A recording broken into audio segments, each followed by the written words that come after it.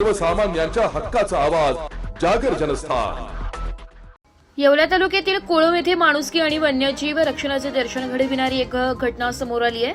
येथील शेतकरी रघुनाथ संपत गावंडे यांच्यात 70 फूट खोल विहिरीत एक कोल्ह्याचे पिल्लू पडल्याची माहिती मिळताच वन विभागाने तत्परतेने धाडसी रेस्क्यू ऑपरेशन राबवून या पिल्लाला सुरक्षित बाहेर काढले।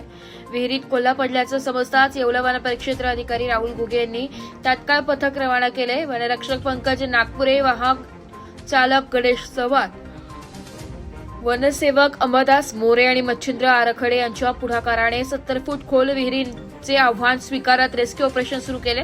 कर्मचाऱ्यांनी विहिरीत उतरून अत्यंत शिताफीने पिल्लाला जाळ्यात अडकवून सुखरूप बाहेर काढले। या मोहिमेत स्थानिक ग्रामस्थ बाबासाहेब गावंडे, गणेश जानराव, बत्तू आवारे यांच्यासह अनेकांनी वन विभागाला मोलाची मदत केली आहे। वन विभागाची सतर्कता आणि ग्रामस्थांचे सहकार्य यामुळे वन्यजीवाचा जीव वाचल्याचं सर्वत्र कौतुक होत आहे। जागर जनस्थानसाठी प्रतिनिधी सचिन वखारे, येवला।